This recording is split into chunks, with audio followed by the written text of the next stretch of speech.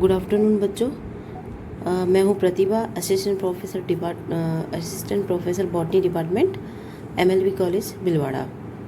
पिछली जो previous video था उसमें हमने देखा था कि हम बात कर रहे थे कि किस तरह से एबायोटिक फैक्टर जो होते हैं वो एनवायरनमेंट में अपना रोल प्ले करते हैं। तो एबायोटिक फैक्टर जो एक बार थोड़ा सा अपन रिकैप रिवाइज कर लेते हैं ताकि आपको समझने में ईजी होगा।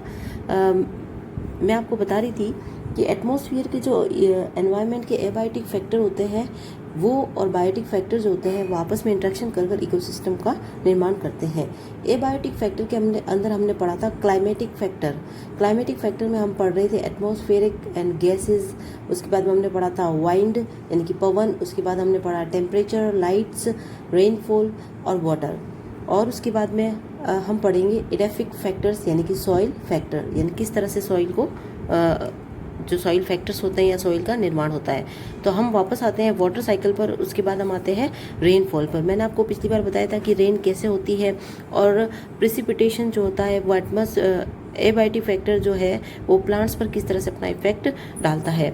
तो इसके कई सारे रूप बताए थे मैंने। एक रेनफॉल था, हेल था, हेल का मतलब ओले, ड्यू का मतलब ओस, और स्लिट का मतलब होता है बहुत ज़्यादा अत्यधिक वर्षा, सही वर्षा उसको कहते हैं। और जो वर्षा होती है वो कहीं न कहीं पादपों को बहुत ज़्यादा प्रभावित करती है। जैसे हम देखते हैं कि 0 से 25 सेंटीमीटर तक की वर्षा है तो वहाँ पे डेजर्ट होगा, यानी कि बहुत ही कम वनस्पति होगी। और इसका हम उदाहरण ले सकते हैं मरुस्थल जो थार स्थल कहलाता है। बाड़मेर, जैसलमेर, बीकानेर, गंगानगर इन जिलों में ज़्यादा फैला हुआ है। जहाँ 25 सेंटीमीटर से 75 सेंटीमीटर तक की वर्षा होती है वहाँ ग्रासलैंड होता है। ज़्यादा बड़े या सघन वृक्ष नहीं होते हैं, छोटे छोटे ग्रासेस पाई जाती हैं। अच्छा, यहाँ पे आपको थोड़ा सा जीके का क्वेश्चन भी बता दें कि जैसलमेर के अंदर एक ग्रास पाई जाती है जो बहुत ही ज़्यादा जंतुओं के लिए दुधारू मानी जाती है। उसका नाम है सेवन घास, लेसिड्यूरस सिंडिकोस। ये जो घास होती है इसका कई कंपटीशन एग्जाम में क्वेश्चन आ चुका है, तो आप इसको थोड़ा सा इंपॉर्टेंस दें। सेवन घास, लेसिड्यूरस जो घास होती है वो पौधों के अंदर जब पौधों को दी जाती है तो उनमें दूध बहुत ज़्यादा आता है। उसके बाद में है 75 सेंटीमीटर से 125 सेंटीमीटर की जब वर्षा होती है वहाँ डेंस फॉरेस्ट होते हैं, यानी कि घने जंगल होते हैं। और जहाँ 125 सेंटीमीटर से ऊपर वर्षा होती है वहाँ सदाबहार वन होते हैं, रेन फॉरेस्ट कहलाते हैं। अब हम जल के आधार पर ही पौधों को 3 कैटेगरी में बांटते हैं, हाइड्रोफाइट्स, मेसोफाइट्स, जीरोफाइट। हाइड्रोफाइट का अर्थ होता है जल में पाए जाने वाले पौधे जिन्हें हम जलोद्भिद कहते हैं। इसका उदाहरण है यूट्रिकुलेरिया, वेलिसनेरिया। इसके बाद में होता है मेसोफाइट्स। मेसोफाइट्स का अर्थ होता है समुद्रविद, यहाँ जहाँ जल न ज़्यादा अधिक होता है न ज़्यादा कम होता है, समान रूप से पाया जाता है, वर्षा सामान्य होती है, वहाँ पे मेसोफाइट्स पाए जाते हैं। इसका हम उदाहरण ले सकते हैं टमाटर। उसके बाद में है जीरोफाइट्स। जीरोफाइट्स होता है मरुद्भिद जो होता है वो जहाँ पे बहुत कम वर्षा होती है और वहाँ पे ये पादप पाए जाते हैं। इसका उदाहरण है खेजड़ी, प्रोसोपिस सिनेरिया। ओके, नेक्स्ट हम पढ़ेंगे अगला एबायोटिक फैक्टर। नेक्स्ट हमारा जो एबायोटिक फैक्टर है प्रकाश, सनलाइट। हम सब जानते हैं कि सन जो है वो मेन सोर्स होता है एनर्जी का। यहाँ पे ये थोड़ा सा गलत टाइप हो गया है, आप इसको करेक्ट कर लें। Energy, sun is the main source of energy. Lights, तो हम देखते हैं प्लांट में जो फोटोसिंथेसिस है यानी कि प्रकाश संश्लेषण जिससे अपना भोजन बनाते हैं, और हम सब भी जिस तरह से उस भोजन पर निर्भर करते हैं। ट्रांसपिरेशन यानी कि वाष्पोत्सर्जन, seed germination, bird and flower formations, ये सारा की सारी जो फ्लावर्स फॉर्मेशन, ये सारी की सारी सनलाइट्स पे डिपेंड करता है, प्रकाश पर डिपेंड करता है। प्रकाश की जो मात्रा होती है वह भी पौधों को बहुत ज़्यादा प्रभावित करती है। इस कैटेगरी में हमने पौधों को 2 भागों में बांटा है, हीलियोमॉर्फिक और हीलियोप्लास्टिक। ऐसे पौधे जिनके कैरेक्टर्स पर प्रकाश का कोई प्रभाव नहीं पड़ता है, यानी कि उनके कैरेक्टर्स या लक्षण जेनेटिकली फिक्स्ड होते हैं। छाया में उगाने पर भी उनके लक्षणों में कोई अंतर नहीं आता है और ना ही उनकी पीढ़ी दर पीढ़ी जो लक्षण स्थानांतरित होते हैं उनमें अंतर आता है। तो ऐसे पौधे हीलियोमॉर्फिक कहलाते हैं। इसका ही अपोजिट होता है हीलियोप्लास्टिक, यानी कि ऐसे पौधे जिन्हें प्रकाश में उगाने पर उनके अलग लक्षण प्रकट होते हैं, जिन्हें छाया में उगाने पर उनके अलग लक्षण प्रकट होते हैं, और ये लक्षण फिर आगे से आगे पीढ़ी दर पीढ़ी स्थानांतरित होते हैं। लाइट्स जो है, प्रकाश जो है, उसकी क्वालिटी, क्वांटिटी, उसकी कितनी अवधि है, जिसे हम दीप्तिकालिता के नाम से जानते हैं, ये सारा पौधों की वृद्धि को बहुत ज़्यादा प्रभावित करता है। इससे पहले हम जान लेते हैं कि पौधों को कौन सी लाइट्स प्राप्त होती है। एक हम लाइट की बात करते हैं, विजिबल लाइट, जिसको हम दृश्य प्रकाश कहते हैं। सूर्य की विकिरण ऊर्जा या इलेक्ट्रोमैग्नेटिक रेज, यहाँ पे ईएम का मतलब है इलेक्ट्रोमैग्नेटिक यानी कि विद्युत चुंबकीय रेज का वह भाग जो दृश्यमान स्पेक्ट्रम का निर्माण करता है, यानी कि वह प्रकाश जो हम तक पहुँचता है, जो दृश्य होता है, वह दृश्य प्रकाश कहलाता है। दृश्य प्रकाश की जो परास होती है वो 390 नैनोमीटर से 760 नैनोमीटर होती है। 390 नैनोमीटर से 760 नैनोमीटर के अंतर्गत 7 रंग आते हैं। वी यानी कि वॉयलेट बैंगनी, आई मतलब इंडिगो नीला, बी का मतलब ब्लू यानी कि आसमानी, जी का मतलब ग्रीन हरा, वाई का मतलब येलो पीला, ओ का मतलब ऑरेंज और नारंगी, और आर का मतलब रेड यानी कि लाल। इसको हम शॉर्ट ट्रिक में याद करते हैं, जैसे इंग्लिश में याद करना चाहते हो तो विबग्योर, और हिंदी में याद करना चाहते हो तो बैनी आहा पीनाला। ये क्रम हमें याद होना चाहिए। और 390 नैनोमीटर से 700 नैनोमीटर के जो 300 नैनोमीटर की कम की जो रेज है वो अल्ट्रावायलेट रेज कहलाती है, जिसके बारे में हमने पहले पढ़ा था कि समताप मंडल का ओजोन परत जो है वो इन अल्ट्रावायलेट रेज से ही हमारी सुरक्षा करता है। और 760 नैनोमीटर से जो आगे की रेज है वो कहलाती है इंफ्रारेड अवरक्त लाल किरणें। अब हम जानेंगे कि प्रकाश की जो इस तीव्रता या प्रकाश की जो ये तरंग दैर्ध्य या परास है, इसको किस तरह से नापा जाता है। तो इसको हम स्पेक्ट्रो रेडियोमीटर के द्वारा नापते हैं। इसे भी याद कर लेना, ये भी कॉम्पिटिशन एग्जाम में पूछा जाता है। ये तो हो गई। अब हम पढ़ेंगे, ये तो हो गई क्वालिटी ऑफ लाइट्स। अब हम पढ़ेंगे क्वांटिटी ऑफ लाइट्स। कितनी लाइट्स की मात्रा जो है वो पौधों को प्रभावित करती है। वैसे हम क्वांटिटी ऑफ लाइट को कैलोरी या फुट कैंडल में नापते हैं। ये लक्स मीटर के द्वारा नापा जाता है। ऐसे पौधे जो पूर्ण प्रकाश में उगते हैं उन्हें हम हीलियोफाइट्स कहते हैं, और ऐसे पौधे जो छायादार स्थानों पर उगते हैं उन्हें हम शायोफाइट्स कहते हैं। हीलियोफाइट्स जो होते हैं वे, उनका एग्जाम्पल है एमेरैंथस, सैलिक्स, पिटूला एक्सेट्रा। और छायादार जो पौधे हैं उनका एग्जाम्पल है एबी, स्पाइसिया एक्सेट्रा। ये एक बड़ा क्वेश्चन भी आता है या छोटा क्वेश्चन भी आता है, इसलिए हमें यह देखना है कि हीलियोफाइट्स और शायोफाइट्स में मेन क्या डिफरेंस होता है। हीलियोफाइट्स जो है और शायोफाइट्स, इसकी जो सारणी है वो आपको किताब में मिल जाएगी, लेकिन फिर भी हम इसको एक बड़े तौर पे देखते हैं कि सीधी सी बात है, जो पूर्ण प्रकाश में उगने वाले पौधे हैं उनका तना कठोर होगा, मोटा होगा, उनके पर्व छोटे होंगे, उनकी शाखाएं अधिक विकसित होगी जल की प्राप्ति के लिए, उनके अंदर मध्योतक जो मेसोफिल्स टिश्यू होता है लीव्स में वो एकदम सुविकसित होगा, उनकी जो पत्तियों पर रोम होते हैं, स्टोमेटा होते हैं, उनमें अंतर होगा, क्योंकि ऊपर की ओर तीव्र प्रकाश पड़ेगा तो स्टोमेटा कम होंगे, नीचे की ओर कम प्रकाश होगा तो स्टोमेटा ज़्यादा होंगे।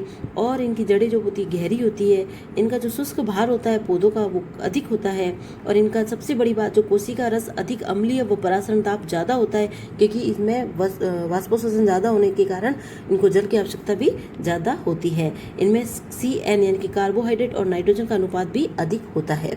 सायोफाइट जो है इनके बिल्कुल विपरीत होते हैं।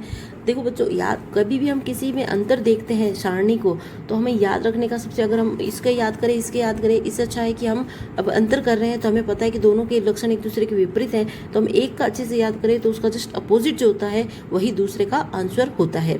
तो सायोफाइट्स में ये सब उल्टा हो जाएगा, यानी कि इसका जो तना होता है वो रोमहीन होता है, कोमल होता है, इसके पर्व लंबे होते हैं, इसकी जड़ें कम विकसित होती हैं, पत्तियां में जो ऊपर और नीचे की और स्टोमेटा होते हैं वो समान मात्रा में होते हैं, इनके जो मेसोफिल्स है उसमें स्पॉन्जी टिश्यू ज़्यादा होगा, अंतरकोशिकीय अवकाश ज़्यादा होगा, और जो इनका शुष्क भार है वो भी कम होगा, इनमें जो कार्बोहाइड्रेट और नाइट्रोजन का रेशियो है वो कम होगा, जबकि उसमें हीलियोफाइट्स में कार्बोहाइड्रेट और नाइट्रोजन का अनुपात जो है वो ज़्यादा था, और इनमें पोटेशियम की मात्रा भी अधिक होती है। इसके एग्जाम्पल हमने बता दिया, एलिफेंटोस, पाइसिया, एबिस एक्सेट्रा। उसके बाद में क्वांटिटी ऑफ लाइट और क्वालिटी ऑफ लाइट के बाद में जो लाइट का जो मेन फैक्टर है वो लाइट ड्यूरेशन। ये बहुत ही इंपॉर्टेंट है, इसको आप स्टार बना लेना, क्योंकि कंपटीशन एग्जाम और जो आपका मेन एग्जाम होता है इसमें से क्वेश्चन पूछे ही जाते हैं। तो लाइट ड्यूरेशन या फोटो पीरियडिज्म क्या होता है ये हम जाने। इसको सबसे पहले गार्नर और एलार्ड ने दिया था। ये कई हमारे भी कॉलेज लेक्चर एग्जाम में आ चुका है, और कई बार ये RS के प्री एग्जाम्स में भी पूछा गया है। तो इसको आप बच्चों अच्छे से याद रखना कि फोटो पीरियडिज्म यानी कि दीप्तिकालिता को गार्नर और एलार्ड ने सबसे पहले बताया था। पादपों की जो वृद्धि होती है वो दैनिक प्रकाश अंधकार के अंतरालों की अवधि द्वारा प्रभावित होती है। कितना प्रकाश उनको प्राप्त हो रहा है या कितनी देर के बाद उनको अंधकार मिल रहा है, तो इसे ही हम दीप्तिकालिता कहते हैं। इसके द्वारा किसी भी पादप में पुष्पन की जो क्रिया होती है वो प्रेरित होती है। जब पुष्पन की क्रिया प्रेरित होने के लिए जो उचित दीप्तकाल है, उचित प्रकाश की मात्रा है, वो उसका क्रांतिक दीप्तकाल कहलाता है। इसी आधार पर हमने पौधों, इसमें 3 तरह के पौधों को बांटा गया है। लॉन्ग डे प्लांट यानी कि दीर्घ अवधि पादप, शॉर्ट डे प्लांट यानी कि कम अवधि प्लांट, और डे न्यूट्रल प्लांट यानी कि उदासीन अवधि के पादप, जिनको प्रकाश की दीप्तिकाली अवधि या दीप्तिकाली से कोई प्रभाव नहीं होता है। तो पहले है लॉन्ग डे प्लांट। पुष्पन हेतु क्रांतिक दीप्तिकाल से अधिक प्रकाश अवधि की इनको आवश्यकता होती है। इनका एग्जाम्पल है मूली, आलू, पालक आदि। इनके एग्जाम्पल भी आपको याद रखना है, क्योंकि जब भी हमसे कोई परिभाषा पूछी जाती है तो हम उसमें अगर उदाहरण दें तो हमारा जो प्रभाव है लिखने का या हमारी जानकारी का प्रभाव वो अत्यधिक बढ़ जाता है। और अगर कहीं चित्र की आवश्यकता है तो आप चित्र को भी ज़रूर बनाएं। ये एक अच्छे मार्क्स, क्योंकि कई बार ऐसा होता है कि हम जो आंसर है हमारा 2 जनों का सेम होता है, लेकिन किसी का जो आंसर में मार्क्स होते हैं वो ज़्यादा होते हैं। वो इसीलिए होते हैं क्योंकि उसमें परिभाषा तो पूरी होती है लेकिन उदाहरण नहीं दिया जाता। तो जब भी आपको कोई परिभाषा या कोई 2 वस्तुओं में अंतर लिखा जाए तो आप उसके साथ अगर चित्र की आवश्यकता है तो चित्र बनाएं और आप उसके साथ एग्जाम्पल दें।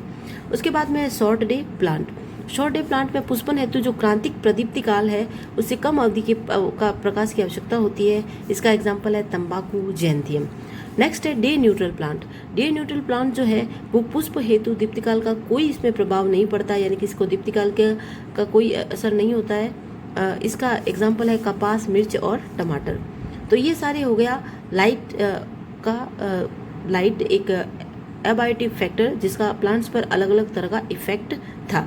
अब हम पढ़ेंगे टेम्परेचर यानी कि तापमान। तापमान को F का मतलब है फ़ारेनहाइट, C का मतलब है सेल्सियस, यानी कि तापमान को फ़ारेनहाइट और डिग्री सेल्सियस में नापा जाता है। अलग अलग तापक्रम के हिसाब से पादपों की जो वृद्धि होती है वो भी अलग अलग होती है और इनको कैटेगराइज अलग अलग तरह से किया गया है। मेगाथर्म्स। मेगाथर्म्स जो होते हैं वो उच्चतम तापक्रम या उष्ण जलवायु वाले पौधे कहलाते हैं। जहाँ तापमान बहुत अधिक होता है उन्हें हम मेगाथर्म्स के नाम से जानते हैं। इसका एग्जाम्पल है उष्णकटिबंधीय वर्षा वनों में उगने वाली वनस्पति। उसके बाद है मीजोथर्म्स, यानी कि तापमान तो अधिक तापमान तथा कम तापमान दोनों को ही सहन करने वाले होते हैं। वृद्धि और विकास हेतु इनको मध्य तापमान की आवश्यकता होती है। उसके बाद में है माइक्रोथर्म्स, यानी कि कम तापमान के क्षेत्र में उगने वाले पादप, जिसका एग्जाम्पल है शंकुधारी वन। उसके बाद है हेक्स्टोथर्मस, यानी कि अति न्यून, इनको तापमान बहुत ही कम मात्रा में आवश्यकता है, यानी कि अति ठंडे प्रदेश, ध्रुवीय प्रदेशों में उगने वाली वनस्पति, एल्पाइन और आर्कटिक पर उगने वाली वनस्पति है। ठीक है, ये हो गया टेम्परेचर का अलग अलग पौधों पर क्या इफेक्ट होता है। और इसके बाद में हम टेम्परेचर का एक और भाग पढ़ेंगे, इफेक्ट ऑफ जो टेम्परेचर का जो प्लांट्स पे क्या क्या इफेक्ट होता है। पहले तो हम ये जान लें कि टेम्परेचर को हम कैसे नापेंगे, उच्चतम और मिनिमम थर्मामीटर के द्वारा। ये आपके BSc 3rd ईयर में प्रैक्टिकल भी है जिसमें हम बताते हैं कि उच्चतम और न्यूनतम तापमान के द्वारा किस तरह से वातावरण का तापमान नापा जाता है। टेम्परेचर जो है वो प्लांट्स पे अलग अलग तरह का प्रभाव डालता है। इसमें निर्जलीकरण इंपॉर्टेंट है, डेसिकेशन, यानी कि जब अगर टेम्परेचर ज़्यादा होगा तो वाष्पोत्सर्जन ज़्यादा होगा और पौधे के अंदर निर्जलीकरण की जो दशा है वो उपस्थित होगी। उसके बाद में द्रुत शीतलन, यानी कि चिलिंग इंजरी। अगर बहुत ज़्यादा टेम्परेचर कम है तो पौधे के अंदर जो साइटोप्लाज्मा है वो जम जाएगा, यानी कि उसमें द्रुतशीलता इंजरी होगी। तीसरा है फ्रीजिंग, यानी कि बहुत ही ज़्यादा टेम्परेचर माइनस में चला गया है और सब कुछ चीज़ें उसके आसपास पानी और बर्फ़ के रूप में है, तो उसको हम फ्रीजिंग इंजरी के नाम से जाना जाता है। ये तो हम सब जानते हैं कि तापमान जो है वो पौधों पर किस तरह से प्रभाव डालता है। तापमान की वजह से ही जो साइटोप्लाज्मा और जितने भी पौधों की जो क्रियाएं होती है वो संचालित हो पाती है। इसमें हम थोड़ा सा एक झील के अंदर जो पादप पाए जाते हैं उसके लिए देख लेते हैं। इसका भी कंपटीशन एग्जाम में क्वेश्चन आ चुका है, इसलिए मैं थोड़ा सा आपको यहाँ बता देती हूँ कि हमने एक लेक बनाई है। इसको अलग अलग भागों में बांटा गया। सबसे ऊपरी परत जो है, ऊपर की सरफेस जिसको टेम्परेचर से सबसे अधिक प्रभावित होती है उसको हम एपिलिम्नियन कहते हैं। बीच वाली मेटालिम्नियन कहलाती है जो तापमान से कम प्रभावित होती है। और सबसे नीचे हाइपरलिम्नियन जिसको तापमान से कोई प्रभाव नहीं पड़ता है, या निम्न लेयर होती है जो तापमान से बिल्कुल अप्रभावित रहती है।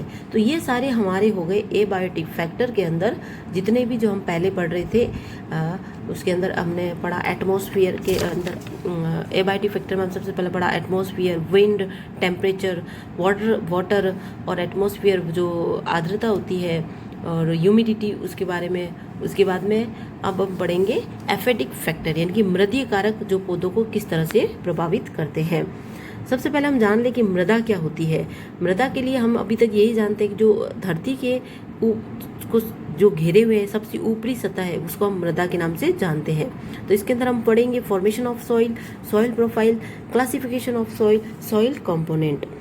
अब इसका नाम सॉइल क्यों पड़ा, क्योंकि लैटिन भाषा से नाम लिया गया सोलम। सोलम का अर्थ होता है वैसी भू सामग्री जहाँ पे पौधे उगते हैं। इसको हम सॉइल की जो स्टडी की जाती है इसको हम पीडोलॉजी